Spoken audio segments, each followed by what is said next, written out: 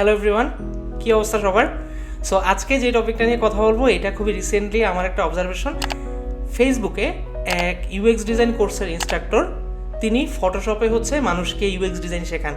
So ঠিক আছে, fine, তিনি ফটোশপে শেখান। সো ওইখানে যখন একজন প্রশ্ন করে যে ভাই আপনি কেন এক্সডি বা ফিগমা বাদ দিয়ে আপনি ফটোশপে ইউএক্স ডিজাইন শেখান, উনি ওইখানে খুবই অভিনব একটা আনসার দেয়। উনি বলে যে এক্সডি ফিগমা এগুলো তো বাচ্চাদের টুল, এগুলো আসলে খুব বিগ ডিল না, এগুলো আপনি শিখে নিতে পারবেন, বাট ফটোশপটা মেসেজ জিনিস যেটা আপনার শেখা দরকার। সো আজকে কথা বলবো যে কেন ফিগমা বেস্ট। আপনারা ভাই ভালো হইতে দেবেন না, আপনারা আমার মুখ দিয়ে বের করাই ছাড়বেন যে ফিগমা ভালো। আজকে আমরা জানবো যে কেন আপনার টুল নেসেসারি। আপনি যখন প্রোডাক্ট ডিজাইনে কাজ করতেছেন, টুল আপনাকে কিভাবে হেল্প করতেছে প্রোডাক্ট ডিজাইন ক্যারিয়ারে। সো দেরি না করি, লেটস রোল দ্য ইন্ট্রো।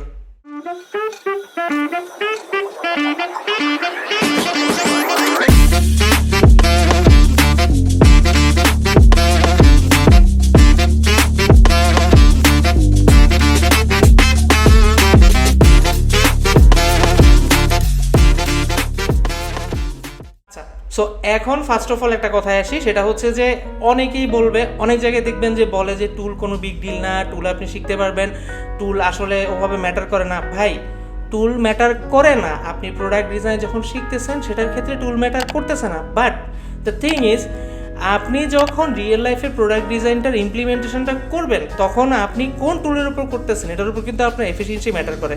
ধরেন আপনি এ থেকে বিতে যাবেন, আপনার কাছে দুইটা আপনার ভেহিকেল আছে, একটা আপনার সাইকেল আর একটা কার। এখন আপনি বলেন, আপনি যদি কারে যান, কারে গেলে কিন্তু অবশ্যই আপনি সেফলি অনেক ফাস্ট যেতে পারবেন। আপনি সাইকেলে গেলে যেতে পারবেন না তা না, কিন্তু সাইকেলে গেলে কিন্তু আপনার সময় বেশি লাগবে।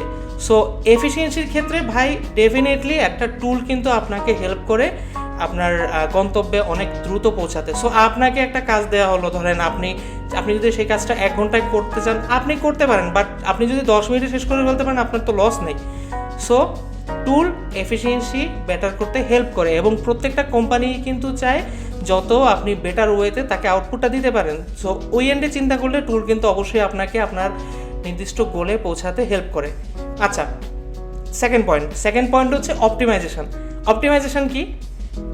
ফ্র্যাঙ্কলি বলি, ফটোশপে একসময় প্রোডাক্ট ডিজাইনে কাজ করা হইতো। ফটোশপে যখন কাজ করতেন তখন এক একটা ফাইলের সাইজ 600 MB 700 MB, কারণ ওয়েব ডিজাইনে আপনার যখন আপনি অনেক বড় বড় ভিজুয়াল ডিজাইন নিয়ে কাজ করেন, অনেক বড় বড় গ্রাফিক্স নিয়ে কাজ করেন, রাস্টার ফাইল, তখন কিন্তু অনেক হিউজ সাইজ হয়ে যায়।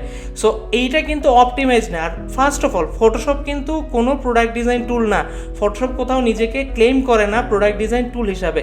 সো আপনি এটাকে প্রোডাক্ট ডিজাইন টুল হিসাবে তখন ইউজ করতেন, that's fine, there was no tool.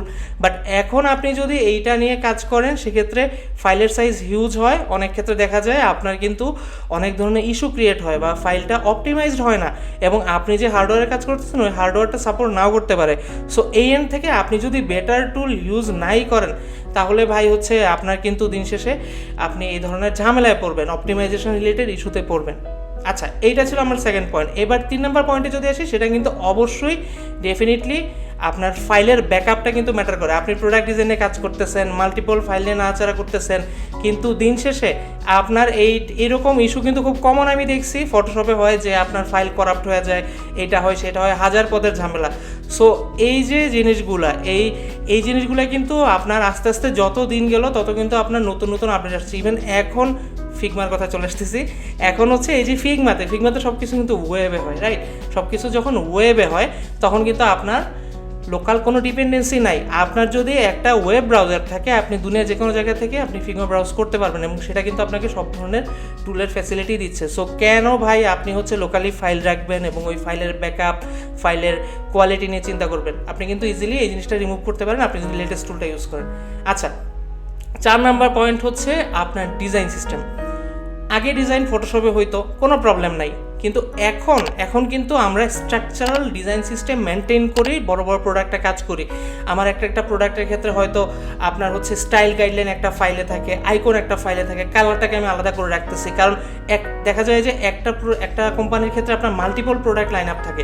So এই যে আপনি লিঙ্ক করে যে একটা কাজ করতেছেন, এই জিনিসটা কিন্তু আপনার হচ্ছে নর্মাল টুলগুলোতে, নর্মাল যেসব টুল আছে যেগুলা প্রোডাক্ট ডিজাইন টুল না, সেগুলোতে আপনি ইউজ করলে কিন্তু এই বেনিফিটগুলো পাবেন না। সো কোনো আমি পয়েন্টে দেখি না যে যেখানে আপনি বড় ডিজাইন সিস্টেম নিয়ে কাজ করতেছেন সেখানে আপনার এরকম ব্যাকডেটেড টুল দিয়ে কাজ করা পসিবলই না, যেটা আপনার হয়তো আপনি স্কেচ ইউজ করলে পাবেন। এক্সডিতেও খুব একটা ভালো না, ফিগমাতে তো পুরোপুরি আছে, আপনি যে কোনো ফাইলকে লাইব্রেরি হিসাবে ইউজ করে কাজ করতে পারবেন। সো ডিজাইন সিস্টেম নিয়ে যারা কাজ করেন তাদের জন্য আসলে এটা খুবই নেসেসারি যে একটা স্পেসিফিক টুলে যাওয়া। ভালো টুল ছাড়া আপনি ওই সাপোর্টটা কিন্তু পুরোপুরি ল্যাক করবে, আপনি পাবেন না।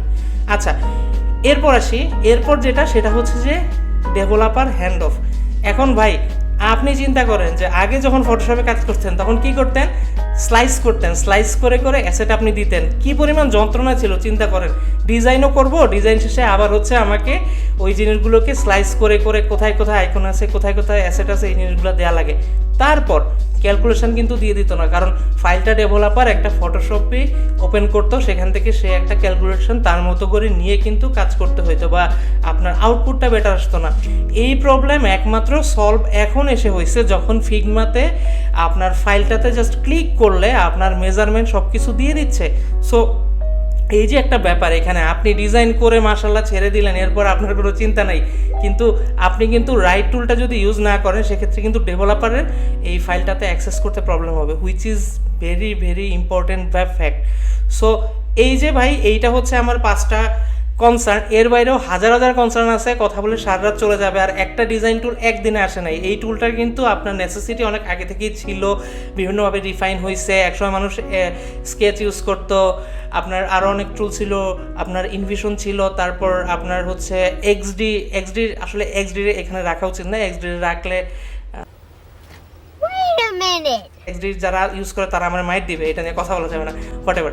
যেটা বলতেছি যে পরে এখন ওয়ার্ল্ডে কিন্তু ফিগমার উপর কোনো কিছু নাই। ফিগমা শুধুমাত্র আপনার ডিজাইনে না, আপনার আইডিয়েশন, ব্রেনস্টর্মিং এইসব ফেজেও ইউজ হচ্ছে। ওয়্যার ফ্রেমিংও ফিগমাতে করা যায়, কারণ টোটালি ওয়েব বেসড এবং হচ্ছে এটা লোকালি কোনো ডিপেন্ডেন্সি নাই। সো এখন ফাইনালি হচ্ছে ভাই প্রোডাক্ট ডিজাইন কিন্তু শুধু ডিজাইন না, গ্রাফিক ডিজাইন না।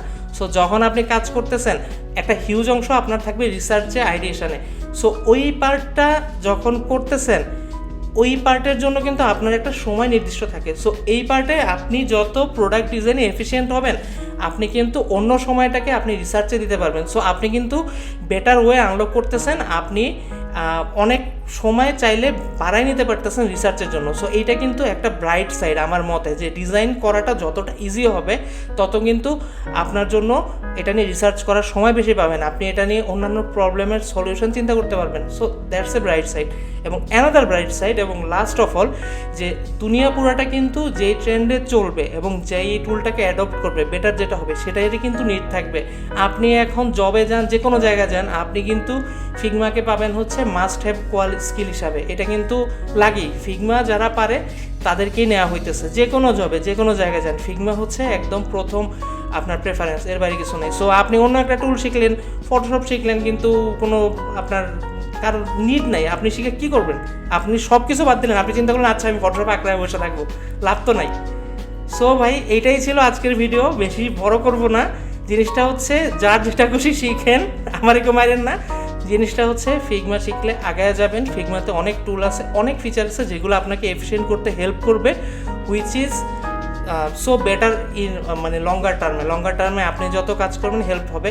নিজেকে টুল ডিপেন্ডেন্ট করবেন না, বাট বেটার যে টুলটা সেটাকে তো অ্যাডপ্ট করতে হবে, তাই না ভাই? আজকে যদি ফিগমার চেয়ে বেটার কিছু আছে অবশ্যই সেটাতে আপনাকে অ্যাডপ্ট করতে হবে। So change is inevitable, change আসবে, চেঞ্জকে অ্যাডপ্ট করতে শিখতে হবে, কোনো কিছু নিয়ে আঁকড়ায় পড়া যাবে না। সো ভালো থাকবেন, আজকের মতো অনেক কথা হলো, টাটা।